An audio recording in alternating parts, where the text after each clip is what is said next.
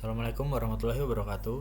Saya Dendra Frel Adriansyah dengan NIM 235-23170 di sini akan membahas tentang studi kasus kedua integrasi sistem kampus Unix, di mana Univ FYZ ini sudah memiliki 4 sistem lama yang berjalan secara terpisah.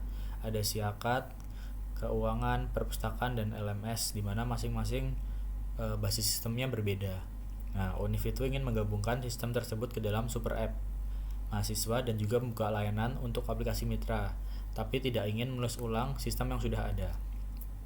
Disinilah saya memilih pendekatan Service Oriented Architecture atau SOA.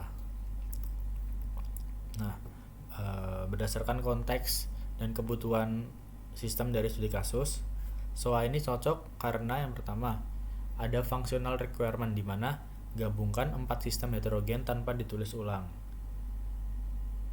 Dan lalu layanan reusable, get status keuangan, dan validasi KRS, serta orkestrasi lintas sistem seperti registrasi ulang. Nah, SOA ini menjawab semuanya karena SOA membungkus sistem lama menjadi service tanpa mengubah implementasinya. Lalu SOA juga reusable service, di mana satu service dipanggil untuk banyak aplikasi atau fitur. Lalu juga di sini SOA memiliki ESB atau Enterprise System Bus, di mana ia dapat mengatur urutan pemanggilan berbagai service. Yang kedua ada NFR atau Non-Functional Requirement. Pertama ada Service Contract and Governance terpusat, lalu interoperabilitas SOAP, REST, .NET, dan PHP, dan juga mediasi protokol dan transformasi data. SOA juga dapat menjawab ini karena kontrak seperti USDL atau OpenAPI serta governance itu diatur lewat Service Registry. Lalu SOA tadi kan punya ESB. Nah, ESB ini juga menghubungkan keempat basis sistem tadi, yaitu SOAP, REST, dan .NET, juga PHP secara mulus dan mudah. Lalu ESB juga dapat mengubah format data dan protokol antar sistem yang berbeda. Jadi ini clear menjawab permasalahan NFR. Lalu yang terakhir ada constraint. Nah, di sini ada sistem legasi dipertahankan, hanya dibungkus saja. Lalu butuh service registry atau repository, dan yang terakhir pemantauan SLA per layanan.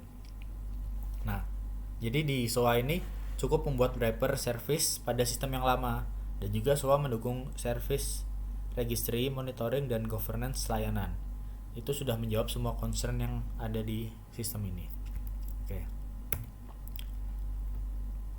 Jadi sistem tadi 4 sistem legasi dibungkus, lalu di tengah ada ESB sebagai penengahnya atau penghubungnya, dan juga ada 3 konsumen layanan yang dapat tergabung di dalam sistem ini. Nah, di sini diagram komponen dan alur datanya.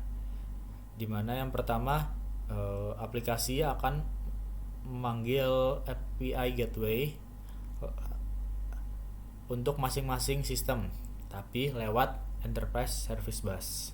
Nah, disinilah peran krusial ERP Service Bus ini penting, karena ia yang menyatukan antara aplikasi dan juga masing-masing sistem yang terpisah tadi. Nah, ESB ini juga tidak hanya meneruskan request, tetapi juga melakukan routing, orkestrasi, transformasi data, dan juga mediasi protokol. Contohnya, jika ada user yang ingin registrasi ulang, ESB dapat mengatur urutan seperti mengecek status keuangan terlebih dahulu, lalu melakukan validasi KRS, kemudian memanggil sistem lain yang diperlukan di dalam proses registrasi tersebut, walaupun tadi beda sistem. Nah, oke, yang terakhir di sini ada pola alternatif yang bisa digunakan jika tidak bisa menggunakan atau tidak ingin menggunakan SOA, yaitu microservice architecture. Kelebihannya di sini mudah dikembangkan dan diskalakan secara independen. Nah, tapi kan di studi kasus ini fokus utamanya mengintegrasikan sistem legasi yang sudah ada, bukan membangun sistem baru. Selain itu, kasus ini membutuhkan service contract, governance, dan integrasi berbagai teknologi seperti .NET, PHP, SOAP, dan REST. Nah, kebutuhan tersebut merupakan karakteristik utama dari SOA, makanya itu lebih cocok daripada microservice, walaupun microservice pun bisa digunakan karena ia memecah sistem menjadi beberapa bagian gitu. Jadi itu saja, sekian dari saya. Wassalamualaikum warahmatullahi wabarakatuh.